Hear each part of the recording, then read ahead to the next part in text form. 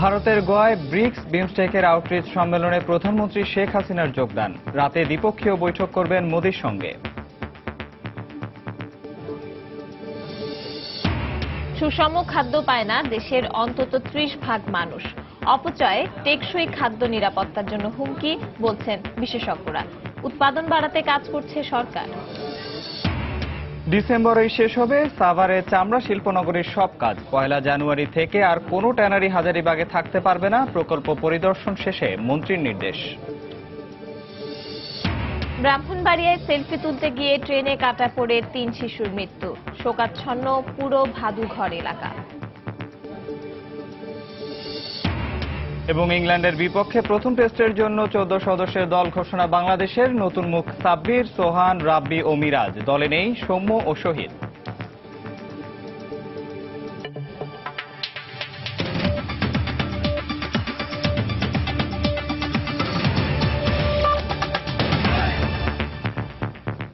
বাংলা সময়ের সঙ্গে আছি আমি পারমিতা হিম এবং আমি নিয়ামতুল্লাহ বাবু। ভারতের গোয়ায় ব্রিক্স বিমস্টেকের আউটরিচ সম্মেলনে অংশ নিয়েছেন প্রধানমন্ত্রী শেখ হাসিনা।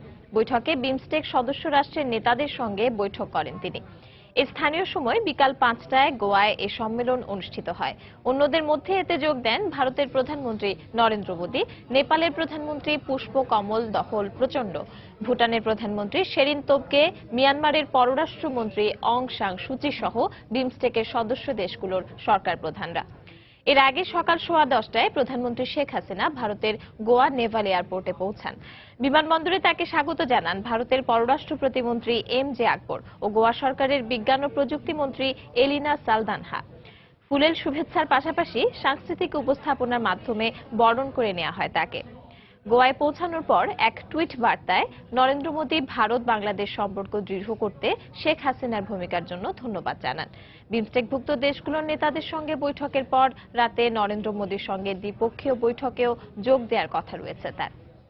এর আগে সকালে ভারতের উদ্দেশ্যে ঢাকা ছাড়েন প্রধানমন্ত্রী শেখ হাসিনা।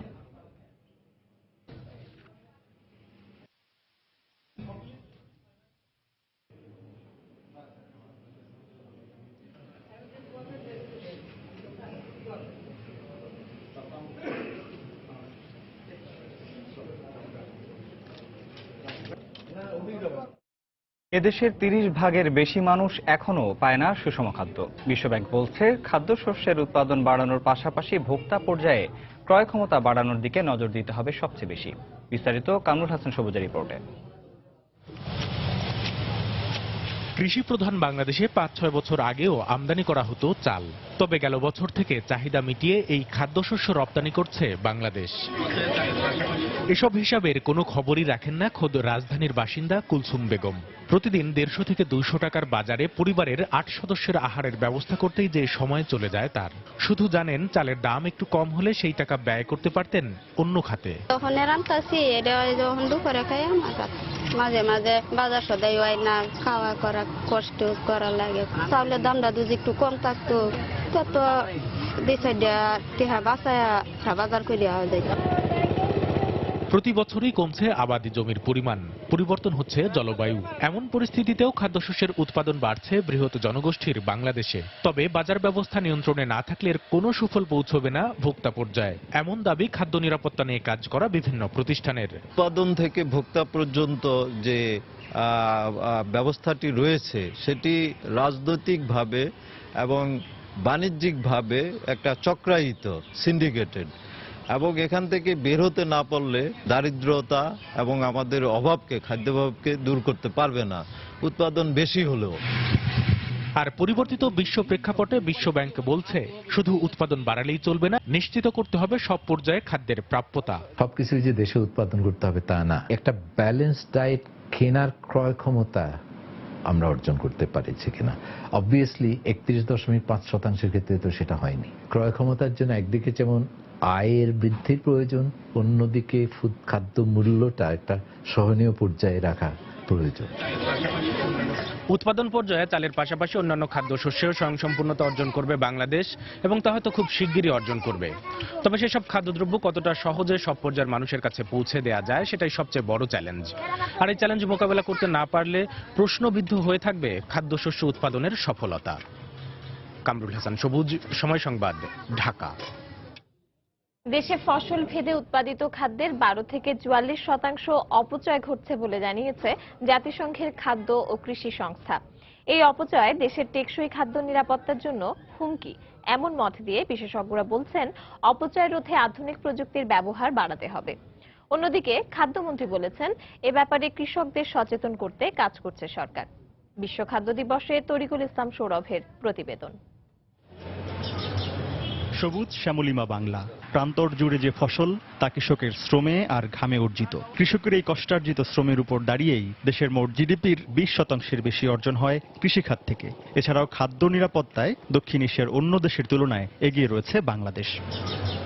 এত কিছুর পরও খাদ্য নিরাপত্তায় পৃথিবীর 22টি ঝুঁকিপ্রবণ দেশের একটি বাংলাদেশ। জলবায়ু পরিবর্তন সহ নানা কারণে এই ঝুঁকি সামনের দিনগুলোতে আরও বাড়তে পারে এমন আশঙ্কা করছেন বিশেষজ্ঞরা। এই যখন খাদ্যের সার্বিক অবস্থা, তখন জাতিসংঘের খাদ্য এবং কৃষি সংস্থা তথ্য দিচ্ছে দেশের উৎপাদিত ফসলের 30% অপচয় ঘটে খাবার টেবিলে যাবার আগেই। এই অপচয়ের সর্বোচ্চ সবজি এবং ফলে 44%, তেল এবং ডাল জাতীয় শস্য 20%, মাংসে এর পরিমাণ 20%। এছাড়াও বিভিন্ন সামাজিক অনুষ্ঠান ছাড়াও ব্যক্তিগত পর্যায়ে ঘটে বিপুল পরিমাণ অপচয়। অপচয় রোধে কৃষি ব্যবস্থাপনার প্রতিটি স্তরে প্রযুক্তির ব্যবহার বাড়ানোর তাগিদ দিলেন এই বিশেষজ্ঞ। উৎপাদন পর্যায় থেকে ভোক্তা পর্যায় পর্যন্ত পরিবহন ব্যবস্থাপনা এবং এটা হাত দিয়ে নাড়াচাড়া ইত্যাদি সব জায়গাতে আমাদের উন্নতর প্রযুক্তি যানবাহন এটা ব্যবহার করতে হবে। অন্যদিকে অপচয় রোধে কার্যকর ব্যবস্থা গ্রহণ করার কথা জানালেন খাদ্যমন্ত্রী। আমাদের কৃষকদের সচেতন করারও চেষ্টা করছি এবং আমাদের এই সমস্ত বিভিন্ন পর্যায়ে যে কর্মচারী কর্মকর্তা যারা আছেন তাদের প্রতি সতর্কমূলক ব্যবস্থা গ্রহণ করা হচ্ছে এখন। মন্ত্রী জানিয়েছেন অপচয় রোধে খাদ্য গুদামের ধারণ ক্ষমতা বাড়াতে কাজ করছে সরকার। বাসার আবর্জনার সাথে 10% বেশি খাবার থাকলে জরিমানা গুনতে হয় আমেরিকান একটি শহরের বাসিন্দাদের। আর বাংলাদেশে এখনো যখন খাদ্য নিরাপত্তা নিশ্চিত হয়নি, তখনও হরহামেশাই ঘটছে অপচয়। আর এই অপচয় রোধে প্রয়োজনে আইন প্রণয়নের কথা বলছেন বিশেষজ্ঞরা। তরিকুল ইসলাম সৌরভ, সময় সংবাদ, ঢাকা।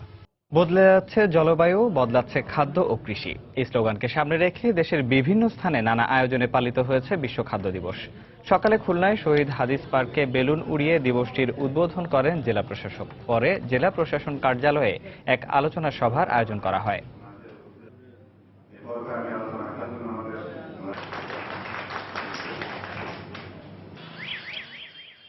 দিনাজপুরে জেলা কৃষি ও খাদ্য বিভাগের উদ্যোগে একটি র্যালি বের করা হয়। র্যালিটি বিভিন্ন সড়ক ঘুরে কৃষি সম্প্রসারণ কার্যালয়ের সামনে গিয়ে শেষ হয়। এতে প্রশাসনের ঊর্ধ্বতন কর্মকর্তারা অংশ নেন।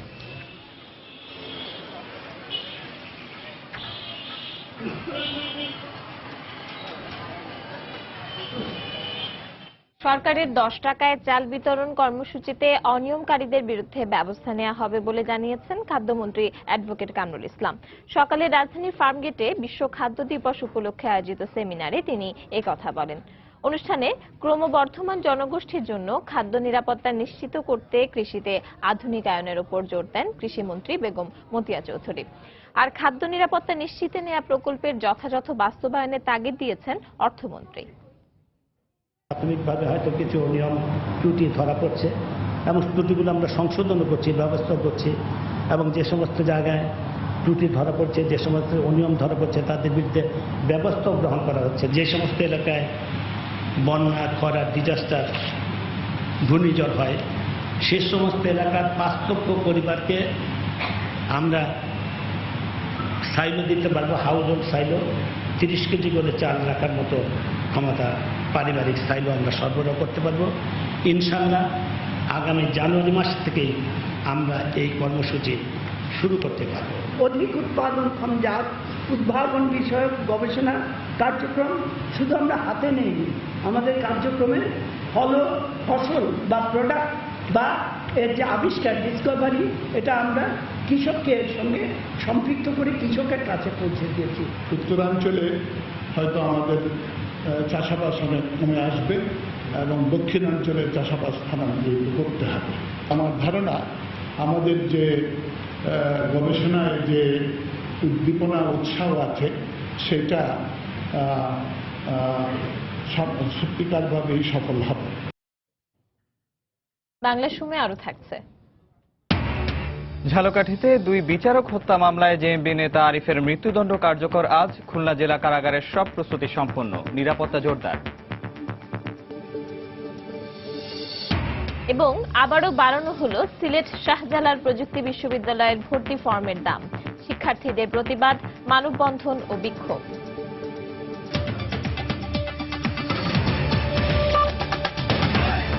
ব্রাহ্মণবাড়িয়ায় রেললাইনে দাঁড়িয়ে সেলফি তুলতে গিয়ে ট্রেনে কাটা পড়ে 3 শিশুর মৃত্যু হয়েছে। এর মধ্যে 2 জন ঘটনাস্থলে এবং আশঙ্কাজনক অবস্থায়, অপর এক শিশুকে ঢাকা মেডিকেলে পাঠানোর পথে মৃত্যু হয়। সকালে ভাদুঘর রেল ক্রসিং এলাকায় এই দুর্ঘটনা হয়। ব্রাহ্মণবাড়িয়া থেকে উজ্জ্বল চক্রবর্তীর পাঠানো তথ্য ও জুয়েলুর রহমানের ছবি নিয়ে ডেস্ক রিপোর্ট। ছেলে শুভর আবদার ফেলতে পারেননি বাবা, তাই ট্রেনের ছবি ও ভিডিও করার জন্য ছেলেকে নিজের মোবাইলটি দেন বাবা মোহাম্মদ কাউসার মিয়া। তবে এই মোবাইলই যে ছেলের মৃত্যুর কারণ হবে তা হয়তো কেউই ভাবতে পারেনি। প্রত্যক্ষদর্শীরা জানায়, রোববার সকাল 10টার দিকে পারভেজ, শুভ ও মোনায়েম ব্রাহ্মণবাড়িয়ার ভাদুঘর রেল লাইনে দাঁড়িয়ে ঢাকা থেকে চট্টগ্রামগামী সোনার বাংলা ট্রেনের সঙ্গে সেলফি তুলছিল। এ সময় বিপরীত দিক থেকে আসা আখাউড়া থেকে ভৈরবগামী লোকাল ট্রেনের নিচে কাটা পড়ে ঘটনাস্থলে পারভেজ ও শুভর মৃত্যু হয়। গুরুতর অবস্থায় ঢাকা মেডিকেল কলেজ হাসপাতালে আনার পথে মৃত্যু হয় অপর শিশুরও। সোনার বাংলা ট্রেন যাইতেছে আর কি, ওই সময় তারা সেলফি তুলছিল আর কি। তোলার সময় তো যে সময় এদিক এরভাবে শুধু তুলছিল আর কি, তো এরা নজর তো এই ট্রেনের মধ্যে, ওই ট্রেন তার নজর নেই আর কি। তো অনেক ছেলেরা ডাকে বলছে আর কি যে এই টেনেছে শুনছে না। 3 জন হেসে হারিছে আর হিয়ান তো ডাকতেছে, ডাকার পরে হেরা কোনো ডাক শুনতেছে না, গাড়ির আওয়াজ শুনলে না, এরপরে হে গাড়ি এসে 3 জনের ফেলে আর হিডা ফালতা ফুইরাছে গাফানি। 3 শিশুর মৃত্যুতে শোক নেমে এসেছে পুরো ভাদুঘর এলাকায়। কান্নায় ভেঙে পড়েছেন স্বজনরা। মোবাইল ক্যামেরা না কিতা করতে গেছে আর 3-4টা মিল্লা, আমি কোথায় আমি জানিও না, আমি ঘরে আসছিলাম বেড়াতে হওয়ার পর আর কি, যে সকালে খবর পাইছি আমরা যে এই অবস্থা, ছবি নাকি তুলতে গেছে, যাওয়ার পরে এখানে বাচ্চারা মারা গেছে। নিহতদের লাশ ব্রাহ্মণবাড়িয়া সদর হাসপাতালের মর্গে রাখা হয়েছে। সময় সংবাদ, ব্রাহ্মণবাড়িয়া। ঝালকাঠির দুই বিচারক হত্যা মামলায় খুলনা কারাগারে জেএমবি নেতা আসাদুল ইসলাম ওরফে আরিফের ফাঁসির রায় কার্যকর হবে আজ। বিষয়টি নিশ্চিত করেছেন খুলনার অতিরিক্ত জেলা ম্যাজিস্ট্রেট নূর ই আলম ও মেট্রোপলিটন পুলিশের বিশেষ শাখার মুখপাত্র মনিরুজ্জামান খান মিঠু। কারা কর্তৃপক্ষ জানায়, সন্ধ্যা থেকে রাত 12টার মধ্যে আসাদুল ইসলাম ওরফে আরিফের মৃত্যুদণ্ড কার্যকর করার কথা রয়েছে। জেএমবি নেতার মৃত্যুদণ্ড কার্যকরকে কেন্দ্র করে খুলনা জেলা কারাগার ও এর আশেপাশের এলাকায় কঠোর নিরাপত্তা ব্যবস্থা নেওয়া হয়েছে। প্রস্তুত করা হয়েছে ফাঁসির মঞ্চ। 2005 সালের 14 নভেম্বর মাইক্রোবাসে করে ঝালকাঠি জেলা ও দায়রা জজ আদালতে যাওয়ার পথে বোমা হামলায় নিহত হন বিচারক জগন্নাথ পাড়ে ও সোহেল আহমেদ। পরে এই ঘটনায় দায়ের করা মামলায় 2006 সালের 29 মে আসামি আরিফ সহ 7 জনকে ফাঁসির রায় দেন ঝালকাঠির অতিরিক্ত জেলা ও দায়রা জজ আদালতের বিচারক রেজা তারিক আহমেদ। এ মামলায় জেএমবির শীর্ষ নেতা শায়খ আব্দুর রহমান ও সিদ্দিকুর রহমান বাংলা ভাই সহ 6 জনের ফাঁসি কার্যকর হয়েছে।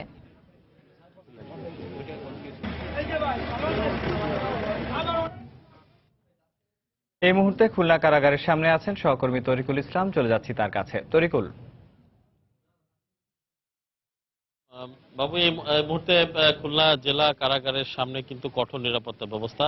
সকাল থেকে আমরা যেটি জানিয়েছিলাম যে এই ঝালকাঠির দুই বিচারক জগন্নাথ পাড়ে এবং সোহেল আহমেদ, দুই বিচারকের হত্যাকাণ্ডে জেএমবি নেতা আসাদুল ইসলাম আরিফের আজকে মৃত্যুদণ্ড কার্যকর হওয়ার কথা রয়েছে। আনুমানিক রাত 10:30 থেকে 11টার মধ্যে ফাঁসি কার্যকর হবে বলে আমাদেরকে কারা সূত্রে আমরা জানতে পেরেছি। তো বিষয়টি হচ্ছে যে 2005 সালের 14 নভেম্বর ঝালকাঠিতে দুই বিচারক মাইক্রোবাসে যাওয়ার পথে জেএমবি দ্বারা আক্রান্ত হয় এবং তারা বোমার আঘাতে এই দুইজন বিচারক নিহত হন। তো এর ফলশ্রুতিতে ঝালকাঠি আদালতে সেখানে 2006 সালের মের 10 তারিখে সেখানে রায় হয়েছিল, সে রায়ে 7 জনকে আসামি করে 7 জনের বিরুদ্ধে ফাঁসির দণ্ডাদেশ আদেশ দিয়েছিলেন বিচারক। তো সেই মামলার সর্বশেষ আসামি আসাদুল ইসলাম আরিফ, যিনি খুলনা কারাগারে রয়েছে। এছাড়া যে বাকি 6 জনের কিন্তু ইতিমধ্যে মৃত্যুদণ্ডাদেশ কার্যকর হয়েছে। তো আসাদুল ইসলাম আরিফের মৃত্যুদণ্ডাদেশ আজকে কার্যকর হওয়ার মধ্য দিয়ে কিন্তু এই মামলার সকল আসামির ফাঁসির দণ্ডাদেশ 7 জনের এটি কার্যকর করা হবে। তো একটু জানিয়ে রাখি যে এই ফাঁসিকে কেন্দ্র করে কিন্তু দুটো বিষয়টি প্রসঙ্গত এসে যায়, সেটি হচ্ছে নিরাপত্তা ব্যবস্থা এবং ফাঁসির প্রস্তুতি। তো আমরা বাইরে থেকে যেটি আমরা জানতে পেরেছি যে কারাগারে যিনি সুপার আছেন দায়িত্বে জান্নাতুল ফরহাদ, উনি আমাদেরকে যেটি জানিয়েছেন যে ফাঁসির জন্য যে মঞ্চ সেটি কিন্তু তারা প্রস্তুত করেছেন, গতকালই প্রস্তুত হয়েছে এবং জল্লাদ সহ আনুষ্ঠানিকতা যেটি সেটি কিন্তু সম্পন্ন হয়েছে এবং যার ফাঁসি হচ্ছে আসাদুল ইসলাম আরিফের পরিবার কিন্তু তারা দুপুর একটা সময় কারাগারে প্রবেশ করে সেখানে তাদের সঙ্গে দেখা হয়েছে। পরিবারের 18 জন সদস্য দেখা করে তাদের সঙ্গে কথা বলেছেন এবং সাক্ষাৎ করেছেন। পাশাপাশি কিন্তু আরো যে এরপরে পরবর্তীতে ফাঁসির আগে 12 জন কিন্তু যারা ফাঁসি দণ্ডাদেশ যারা কার্যকর করবে তারা কিন্তু কারাগারে প্রবেশ করবেন। তো এই 12 জন তারা প্রবেশ করবেন এবং রাতে এখানে ফাঁসি কার্যকর হওয়ার পরে কিন্তু তারা এই লাশটি হস্তান্তর করবে তার নিহতের পরিবারের কাছে। তো আমরা নিরাপত্তার বিষয়টি যেটি বলতে চাই সেটি হচ্ছে খুলনা জেলা কারাগারের আশপাশে কিন্তু কঠোর নিরাপত্তা ব্যবস্থা গড়ে তোলা হয়েছে। তো এই ছিল আমার কাছে বাবু খুলনা জেলা কারাগারের সামনে থেকে সর্বশেষ। দর্শক, ঝালকাঠির 2 বিচারক হত্যা মামলায় জেএমবি নেতা আসাদুল ইসলাম আরিফের ফাঁসির রায় কার্যকর করার ব্যাপারে খুলনা কারাগারের সামনে থেকে বিস্তারিত সেখানকার জানাচ্ছিলেন সহকর্মী তরিকুল ইসলাম। সিলেট শাহজালাল বিজ্ঞান ও প্রযুক্তি বিশ্ববিদ্যালয়ে 2016-17 শিক্ষাবর্ষের ভর্তি ফর্মের দাম আবারও বাড়ানো হয়েছে। এর প্রতিবাদে আন্দোলনে নেমেছে শিক্ষার্থীরা। রোববার ক্যাম্পাসে মানববন্ধন, বিক্ষোভ মিছিল ও প্রশাসনিক ভবনের সামনে অবস্থান কর্মসূচি পালন করে তারা। এসব কর্মসূচি থেকে বর্ধিত ফি প্রত্যাহার না করা পর্যন্ত লাগাতার আন্দোলন চালিয়ে যাওয়ার হুঁশিয়ারি দেওয়া হয়। তবে উপাচার্য বলছেন, আন্দোলনের নামে কেউ ক্যাম্পাস অস্থিতিশীল করতে চাইলে কঠোর হবে প্রশাসন। রিপোর্ট করেছেন আব্দুল আহাদ। রোববার থেকে শুরু হয়েছে শাহজালাল বিজ্ঞান ও প্রযুক্তি বিশ্ববিদ্যালয়ে 2016-17 শিক্ষাবর্ষে ভর্তির আবেদন। গত বছর ভর্তি ফরমের মূল্য এ ইউনিটে 750 এবং বি ইউনিটে 900 টাকা থাকলেও এবার বাড়িয়ে করা হয়েছে 1000 এবং 1200 টাকা। ভর্তি ফরমের মূল্য বেড়ে যাওয়ায় গরিব শিক্ষার্থীরা অর্থের অভাবে পরীক্ষা থেকে বঞ্চিত হবে দাবি করে মূল্য প্রত্যাহার করতে আন্দোলনে নামেন সাধারণ শিক্ষার্থীরা। রোববার সকালে ক্যাম্পাসে মানববন্ধন, বিক্ষোভ মিছিল ও প্রশাসনিক ভবনের সামনে 2 ঘণ্টা অবস্থান কর্মসূচি পালন করেন। এ সময় শিক্ষার্থীরা অভিযোগ করেন, মূল্য বাড়ানোর কারণে মেধাবীরা ভর্তি থেকে বঞ্চিত হবে, যে কারণে মেধাশূন্যতা দেখা দিতে পারে বিশ্ববিদ্যালয়ে। শিক্ষা সবার অধিকার, কিন্তু আমাদের ইউনিভার্সিটি প্রশাসন যে কাজগুলো করতেছে, এটা তো শিক্ষা হচ্ছে একটা উচ্চবিত্ত শ্রেণীর জন্য হয়ে যাচ্ছে। 2018 সেশনের তুলনায় এই সেশনে আমাদের দ্বিগুণ পরিমাণ ক্রেডিট ফি, সেমিস্টার ফি, সব ধরনের খরচ বৃদ্ধি পাচ্ছে। এটা আসলে কখনোই কাম্য নয়, আমরা কোনোভাবেই কাম্য করি না এবং এটা না কমা পর্যন্ত আমরা এখানে অবস্থান গ্রহণ করব। উপাচার্য জানিয়েছেন, একাডেমিক কাউন্সিলের সিদ্ধান্তেই ফি বাড়ানো হয়েছে, আর ক্যাম্পাসকে কেউ অস্থিতিশীল করতে চাইলে প্রশাসন কঠোর হবে বলে হুঁশিয়ারি দেন তিনি। এটা ভর্তি কমিটি দেখবে, এই ভর্তি কমিটি দেখে ওই প্রক্রিয়ার মধ্যে দিয়ে একাডেমিক কাউন্সিল দরকার হলে আমরা কথা বলে দেখব, কিন্তু সেটা নিয়মতান্ত্রিক ভাবে। এটাকে অনিয়মতান্ত্রিক বা এটাকে অস্থিতিশীল করার কোনো সুযোগ কিন্তু নাই। তবে আন্দোলনের মুখপাত্র বলেন, বর্ধিত ফি প্রত্যাহারের আগ পর্যন্ত লাগাতার বিক্ষোভ চালিয়ে যাবেন তারা। যদি দাবি না মানা হয়, আমরা স্বতঃস্ফূর্তভাবে ক্লাস পরীক্ষা বর্জনের ঘোষণা দিব। গণস্বাক্ষর কর্মসূচি, মিছিল, বিক্ষোভ মিছিল, অবস্থান কর্মসূচি এগুলো চলবে। গত কয়েক বছরে দফায় দফায় বাড়ানো হয় ভর্তি ফরমের দাম।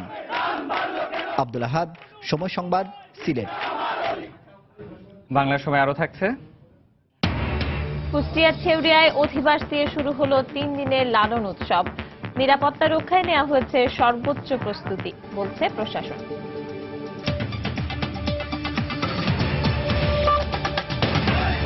ডিসেম্বরেই সাভারের শিল্পনগরীর সব কাজ শেষ হবে বলে জানিয়েছেন শিল্পমন্ত্রী আমির হোসেন আমু। সেই সঙ্গে 1 জানুয়ারি থেকে আর কোনো ট্যানারি হাজারীবাগে থাকতে পারবে না বলেও জানান তিনি। সকালে সাভারের ট্যানারি শিল্পনগরী পরিদর্শন শেষে এই নির্দেশ দেন শিল্পমন্ত্রী। তবে এই সময়ের মধ্যেও পুরোপুরি স্থানান্তর সম্ভব হবে না বলে জানিয়েছেন ব্যবসায়ীরা। একের পর এক আলটিমেটাম আর দফায় দফায় মন্ত্রীদের সরেজমিন পরিদর্শন করলেও এখনও কাজ শেষ হয়নি হাজারীবাগ থেকে সাভারের চামড়া শিল্পনগরের স্থানান্তর প্রক্রিয়া। পুরোপুরি কাজ শেষ হয়নি অবকাঠামো নির্মাণেরও। এমন অবস্থায় রোববার সাভারের শিল্পনগরীটির অগ্রগতি দেখে শিল্পমন্ত্রী নির্দেশ দেন নতুন বছরের প্রথম দিন থেকেই ট্যানারির সব কার্যক্রম সাভারে শুরু করতে। At any cost within 30th December আমাদের পক্ষ থেকে যে কাজগুলি বাকি রয়েছে সেগুলিও সম্পন্ন হবে ইনশাল্লাহ, এবং যারা মালিক পক্ষ তারাও এখানে আসতে হবে উইদিন 30 ডিসেম্বর। 1 জানুয়ারি থেকে হাজারীবাগে কোনো ট্যানারি শিল্প থাকতে পারবে না। দীর্ঘদিন থেকে ট্যানারি মালিকেরা বলে আসছেন অবকাঠামোর সঠিক সময় নির্মাণ না হওয়া এবং গ্যাস পানি বিদ্যুতের সংযোগ না পাওয়ায় স্থানান্তর আটকে আছে। তবে শিল্পমন্ত্রী জানান হাজারীবাগে কারখানার বিদ্যুৎ বিল পরিশোধ না করায় সংযোগ পাচ্ছেন না অনেক ট্যানারি মালিক। ওখানকার বিল পরিশোধ না করলে এখানের কারেন্ট দেবে না, এটা জানা সত্ত্বেও তারা ওখানকার বিল পরিশোধ করছেন না। 2 নম্বর, যারা এই কথা বলে তারা নিজেরাই আসতে গড়িমসি করছে। এদিকে এই সময়ের মধ্যে অনেকাংশ স্থানান্তর করা সম্ভব হলেও শিল্প ইউনিটের পুরোপুরি সরাতে আরও কিছু সময় লাগবে বলে জানান ট্যানারি মালিকরা। ডিসেম্বরের ভিতরে হয়তো ম্যাক্সিমাম ট্যানারি আপনার ওয়েটবুলু পর্যন্ত, থেকে ওয়েটবুলু পর্যন্ত এই কাজটা করতে পারবে। এখানে ক্রাস্ট এবং ফিনিশের কাজটা আর একটু সময় লাগবে। বিসিক শিল্পনগরীর জমি যেটা বরাদ্দ পেয়েছি সেই জমিটা বুঝিয়ে দিলে সেই জমিটা ব্যাংকে মর্টগেজ দিয়ে আমরা যে লোনটা নিতে পারবো সেটা দিয়ে আমরা কাজটা করতে এক্সপিডাইট করতে পারবো। সাভারের হেমায়েতপুরে 200 একর জমির ওপর 155টি ট্যানারির 205টি শিল্প ইউনিটের মাধ্যমে পরিবেশ বান্ধব ট্যানারি শিল্পনগরী গড়ে তোলা হচ্ছে। সানবীর রূপল, সময় সংবাদ, ঢাকা। চট্টগ্রাম উন্নয়ন কর্তৃপক্ষ সিডিএর সব শেষ মাস্টার প্ল্যানের 5% বাস্তবায়ন হয়নি। গত 20 বছরে সিটি কর্পোরেশন সহ কোনো সংস্থাই এটিকে গ্রহণও করেনি। অথচ 25 কোটি টাকা ব্যয়ে আবারও মাস্টার প্ল্যান প্রণয়ন করতে যাচ্ছে সংস্থাটি। মাস্টার প্ল্যান প্রজেক্ট প্রোফাইল এখন গণপূর্ত মন্ত্রণালয় হয়ে পরিকল্পনা কমিশনের বিবেচনায় রয়েছে। নগর বিশেষজ্ঞদের অভিযোগ, সমন্বয় ছাড়া আগের মাস্টার প্ল্যানটি তৈরি হয় অকার্যকর হয় এটি। বিস্তারিত জানাচ্ছেন কমল দে। বন্দরনগরী চট্টগ্রামের উন্নয়নে আবার নতুন মাস্টার প্ল্যান প্রণয়নের সিদ্ধান্ত নিয়েছে চট্টগ্রাম উন্নয়ন কর্তৃপক্ষ সিডিএ। মন্ত্রণালয়ে পাঠানো এই প্রকল্পের খরচ ধরা হয়েছে 25 কোটি টাকা। সরকারের নিজস্ব অর্থায়নে এই প্রকল্প বাস্তবায়ন করতে চান সিডিএ চেয়ারম্যান। এই প্রকল্পটা অনুমোদনের সাথে সাথে অর্থের বিষয় আছে, সেটা আমরা প্রস্তাব করেছি সরকারি অর্থে এটা করার জন্য। প্রায় 25 কোটি টাকা ব্যয় হবে। সুতরাং এই প্রকল্প এখন প্রক্রিয়াধীন আছে। আমরা মাস্টার প্ল্যানকে গণমুখী করার জন্য 41টা কমিটি করেছি। তবে প্রশ্ন উঠেছে মাস্টার প্ল্যান বাস্তবায়ন নিয়ে। সবশেষ 1995 সালে ইউএনডিপির আর্থিক সহায়তা প্রণয়ন করা মাস্টার প্ল্যানের উল্লেখযোগ্য কোনো প্রকল্পই বাস্তবায়ন হয়নি। রেল লাইনগুলির উপর দিয়ে ওভারক্রস হওয়ার কথা ছিল, এগুলি হয়নি। তারপরে কিছু কিছু প্যারালাল রাস্তা হওয়ার এবং ইস্ট ওয়েস্ট এবং নর্থ সাউথ রাস্তার প্রস্তাবনা ছিল, সেগুলি একটাও ধরা হয়নি। নগর বিশেষজ্ঞদের অভিযোগ, সমন্বয় ছাড়া আগের মাস্টার প্ল্যানটি প্রণয়ন করা হয়েছিল, যে কারণে সরকারি কিংবা স্বায়ত্তশাসিত সব প্রতিষ্ঠানে এই পরিকল্পনাকে অগ্রাহ্য করেছে। 1-2% বেশি মাস্টার প্ল্যানের কাজ হয়নি। যেটা মাস্টার প্ল্যানের আগে বাস্তবায়ন হচ্ছিল সেটিকে মাস্টার প্ল্যানের পার্ট হিসাবে ধরা হয়েছে। ওটিকে যদি ধরেন তাহলে 4-5%-এর মতো মাস্টার প্ল্যানের বাস্তবায়ন হয়েছে। তবে সিডিএ চেয়ারম্যানের দাবি, তারা মাস্টার প্ল্যান প্রণয়ন করলো, ড্রেনেজ ও সুয়েজ প্রকল্প, ওয়াসার এবং জলবদ্ধতা নিরসনের প্রকল্প বাস্তবায়নের দায়িত্ব সিটি কর্পোরেশনের। ড্রেনেজ মাস্টার প্ল্যানটা বাস্তবায়ন করতে হবে, সুয়েজ সিস্টেমটা এটা ওয়াসাকে, আর জলবদ্ধতা নিরসনের যত কর্মকাণ্ড সেটা বাস্তবায়ন করতে হবে সিটি কর্পোরেশনকে, বাকিগুলো বাস্তবায়ন করবে সিডিএ। সাগর এবং নদীর তীর ঘেঁষে পাহাড় ঘেরা 60 বর্গ মাইলের বন্দরনগরীতে 60 লাখ লোকের বসবাস, আর অপ্রশস্ত সড়কে যানজট এবং জলবদ্ধতা এখানকার প্রধান সমস্যা। কমল দে, সময় সংবাদ, চট্টগ্রাম। শরীয়তপুরে মোবাইল চুরির দায়ে ফিরোজ সর্দার নামে এক যুবককে পিটিয়ে হত্যার অভিযোগ উঠেছে।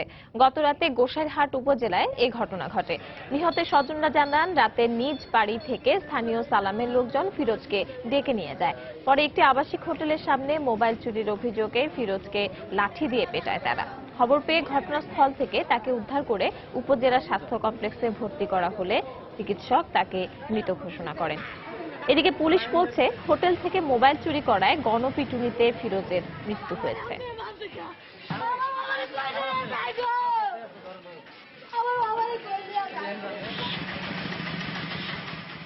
মোবাইল চুরির অপরাধে ওরে বাড়ি থেকে ডাইকে নিয়েছে, ডাইকে নিয়ে সালাম দাদা এবং তার ছেলে এই দুইজন আর ওখানে কেয়ারটেকার ওই যে আমার একটা হোটেল আছে আবাসিক হোটেল ওখানকার এরা মানে টর্চার করে। সে বিএনপি করে, আমি আওয়ামী লীগ করি, সেই শত্রুতার জের ধরে সে রাত্রে 2টা বাজে আমার ছেলেরা ডাইকে নিয়েছে। ডাইকা নেওয়ার পরে এরপরে ফজরের আজানের সময় আমার ওয়াইফের ফোন দিয়ে বলছে যে আমার ছেলেরে আপনার ছেলে নেয় নাই, আপনার ছেলে আমার হোটেলের সামনে আছে। রামবু যাওয়ার পরে যায় দেখে ওইখানে ছেলেরা মাইরা মোবাইলের ভিতরে রাখছে। আমার মতো তো কারো বার বুক খালি না,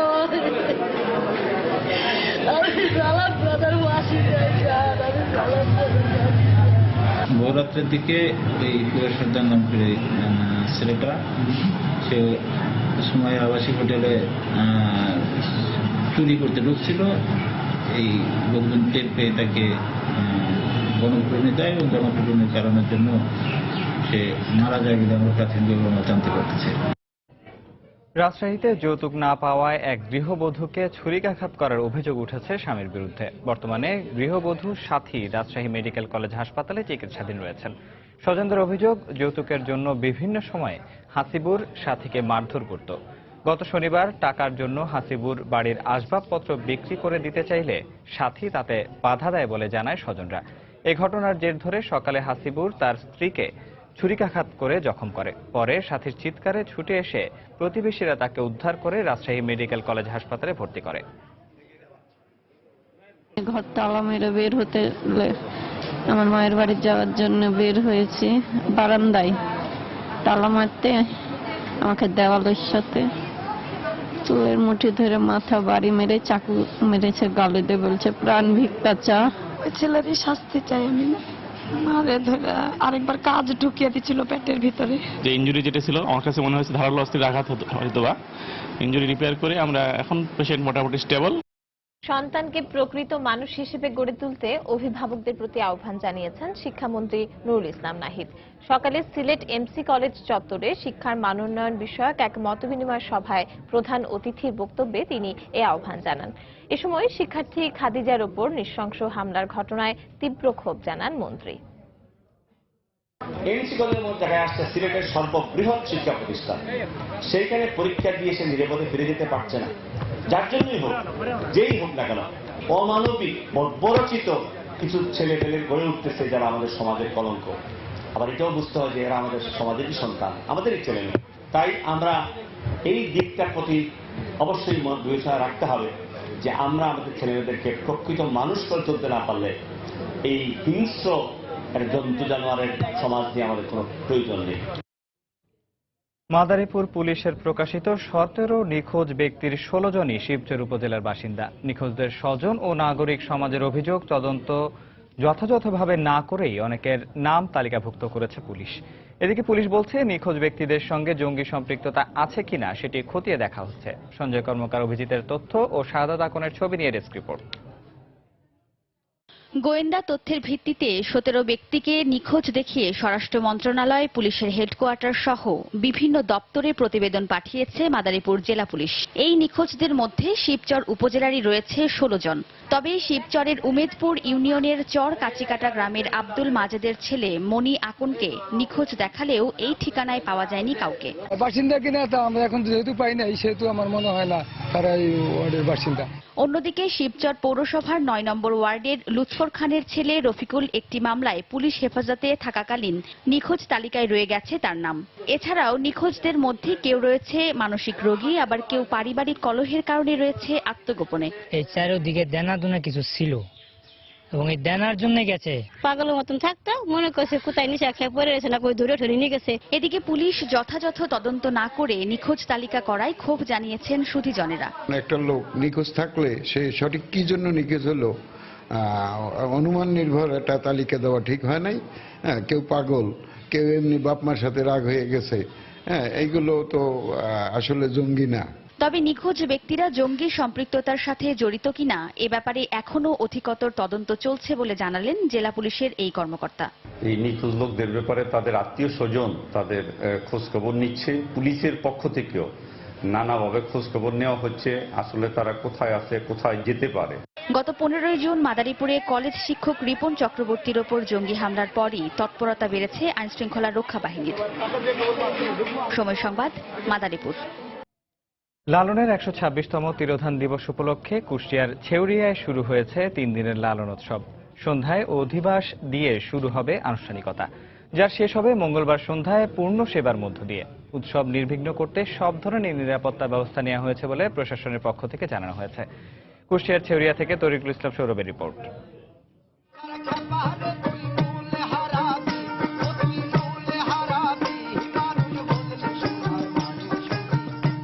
শাস্ত্র ধর্ম কিংবা ঈশ্বর নয়, গানে গানে কেবল মানুষেরই ভজন সাধনের কথা সারা জীবন বলে গেছেন লালন ফকির।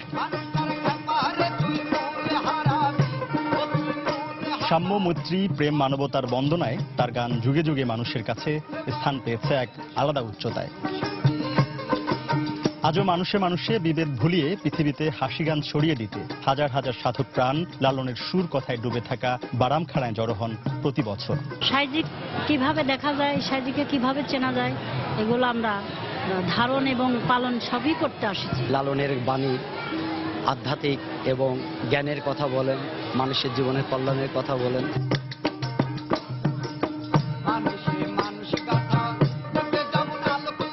সাইজির সৃষ্টি মানেই দেহতত্ত্ব, ভাবতত্ত্ব এবং গুরুতত্ত্বের বাণী সমৃদ্ধ গান, যার কোনো ধর্ম নেই, নেই কোনো জাতকুল। সবকিছুর ঊর্ধ্বে গিয়ে মানব ধর্মের জয়গান উঠে আসে তার সুরে। মানুষের যে সঠিক পথ, সেই পথ উনি দিক নির্দেশনা সততার মাধ্যমে উনি কিছু কথা উনি রাইখা গেছেন। প্রতি বছর 5 দিন ব্যাপী এই আয়োজন করা হলেও এবছর আনুষ্ঠানিকতা সীমিত করে নামিয়ে আনা হয়েছে 3 দিনে। পোশাকি পুলিশের পাশাপাশি সাদা পোশাকি পুলিশ এবং গোয়েন্দা পুলিশ এবং তাছাড়াও র্যাব, আনসার এরা কাজ করছেন। কমিউনিটি পুলিশিংয়ের সদস্য তারাও কাজ করছেন। কমিটি যা ভলান্টিয়ার তারা আছেন। জেলা প্রশাসনের সাথে একসাথে মিলে আমরা নিরাপত্তার ব্যবস্থা করেছি। লালনের তিরোধান দিবসের আয়োজন মূলত 3টি পর্বে ভাগ করা থাকে: অধিবাস, বাল্যসেবা ও পূর্ণ সেবা। এছাড়াও সাধু শিষ্যের ভাবের আদান প্রদান, গানের তর্ক, সেবা গ্রহণ সহ পালন করা হয় আরও নানা আচার অনুষ্ঠান। মানুষের মাঝেই মনের মানুষের সন্ধান করেছেন লালন। এই সন্ধান বোধহয় শেষ হয়নি, তাই আজ এত বছর পরও লালনের এই আখড়ায় ভিড় জমিয়েছে তার অসংখ্য ভক্ত অনুরাগী। কুষ্টিয়ার ছেউরিয়া থেকে তরিকুল ইসলাম সৌরভ, সময় সংবাদ।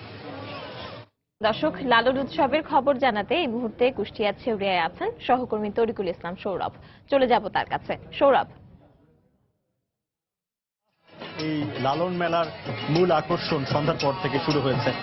নানা ধরনের গান বাজনায় মত্ত রয়েছে এখানকার যারা রয়েছেন, তারা সবাই ছোট ছোট ক্ষুদ্র ক্ষুদ্র অংশে ভাগ হয়ে যে যার মতো করে গানে মত্ত রয়েছে এবং লালনের যে সঙ্গীত, লালনের যে দার্শনিক সঙ্গীত, সেটা উপভোগ করবার চেষ্টা করেছেন। ক্ষুদ্র ক্ষুদ্র অংশে ভাগ হয়ে আপনারা এখন দেখতে পাচ্ছেন একটি দল তারা এরকম গান করছে, এর পাশেই আরেকটি অংশ তারা আবার লালনের ছবির সামনে অনেকগুলো প্রদীপ জ্বালিয়েছে এবং সেখানেও একটি ভিন্ন ধরনের অনুষ্ঠান চলছে এবং সেখানে যে আয়োজনটি চলছে সেটা সন্ধ্যার পরে শুরু হয়েছে। আপনি জানেন যে আজকে সন্ধ্যার পর থেকে এই মেলা শুরু হওয়ার কথা। এর আগেই আমরা দেখেছিলাম আজকে সকাল থেকেই বিভিন্ন অঞ্চল থেকে লালন ভক্তরা এসে জড়ো হয়েছে এই এলাকাটিতে। এখন পর্যন্ত সর্বোচ্চ অবস্থা বিরাজ করছে, তিল ধারণের ঠাঁই আমরা পাচ্ছি না কোনোভাবেই এবং এখানে সব জায়গায় আমরা দেখেছি লালনের গান, লালনের সঙ্গীত, লালনের দার্শনিক সঙ্গীত এবং সেগুলো সবাই গাচ্ছে এবং সেইভাবেই লালনকে সেইভাবেই পাওয়ার চেষ্টা করছেন। লালনের যে দার্শনিকতা, লালনের যে মানব এবং মানুষের প্রতি ভালোবাসা, সেটি হয়তো এই অনুষ্ঠানের মাধ্যমে, এই মেলার মাধ্যমে আরো বেশি প্রতিষ্ঠিত হবে এবং লালনের যে দর্শন সেটা মানুষের মধ্যে আরো বেশি প্রয়োগ হবে, এমনটা মনে করছেন এখানকার ভক্ত অনুরাগী সহ সবাই। সবকিছু মিলিয়ে যদি আইন শৃঙ্খলার কথা বলি, নির্বিঘ্নেই চলছে এখানে। জেলা পুলিশ সুপারের সাথে কথা বলেছি, সার্বিক নিরাপত্তা ব্যবস্থা তারা সচল রাখতে সব ধরনের ব্যবস্থা নিয়েছে। এই ছিল এখানকার লালন মেলা থেকে সর্বশেষ খবরাখবর। পারমিতা। দর্শক, কুষ্টিয়া ছেউরিয়া থেকে যোগ দিয়েছিলেন সহকর্মী তরিকুল ইসলাম সৌরভ, জানাচ্ছিলেন লালন উৎসবের সর্বশেষ খবর। ইংল্যান্ডের বিপক্ষে 2 ম্যাচ সিরিজের প্রথম টেস্টের জন্য 14 সদস্যের দল ঘোষণা করেছে বাংলাদেশ ক্রিকেট বোর্ড। নতুন মুখ 4 জন, আর ইনজুরির কারণে এই টেস্টে জায়গা হয়নি মোহাম্মদ শহীদ ও লিটন দাসের। তবে কিছুটা চমক দিয়ে বাংলাদেশ টেস্ট দলে জায়গা করে নিয়েছে যুব বিশ্বকাপে বাংলাদেশ দলকে নেতৃত্ব দেয়া মেহেদী হাসান মিরাজ। এছাড়াও নতুন হিসেবে প্রথম টেস্ট দলে জায়গা পেয়েছেন পেসার কামরুল ইসলাম রাব্বি, সাব্বির রহমান ও নুরুল হাসান সোহান। ফিরেছেন শফিউল ইসলাম। দলের বাকি সদস্যরা হলেন অধিনায়ক মুশফিকুর রহিম, সহ অধিনায়ক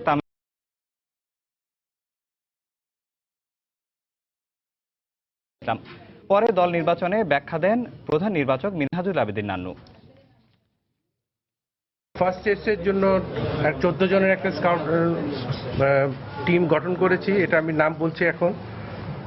তামিম ইকবাল খান, সৌম্য সরকার, ইমরুল কায়েস, মমিনুল হক সৌরভ, সাকিব আল হাসান, মোহাম্মদ মাহমুদুল্লাহ, শোভগত হোম চৌধুরী, মোহাম্মদ মুশফিকুর রহিম, শাব্বির রহমান রোমন, মেহেদী হাসান মিরাজ, মোহাম্মদ শফিউল ইসলাম, তাইজুল ইসলাম, কামরুল ইসলাম রাব্বি, নুরুল হাসান সোহান।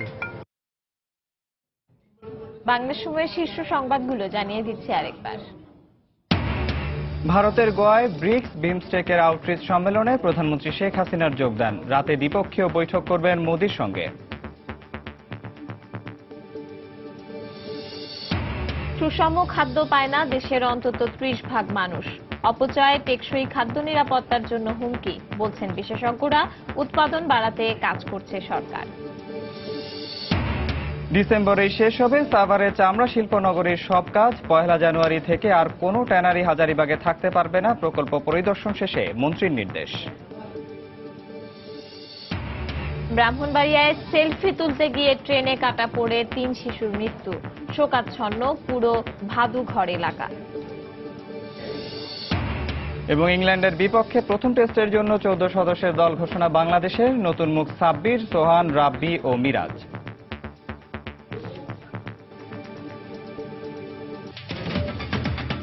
দর্শক, এই ছিল বাংলা সময়। যে কোনো খবর পেতে ভিজিট করুন সময়নিউজ.tv। এছাড়া এই মাত্র পাওয়া খবর আপনার মোবাইলে পেতে SMS করুন *BN লিখে পাঠিয়ে দিন 162 নম্বরে। সঙ্গে থাকুন সময়ের।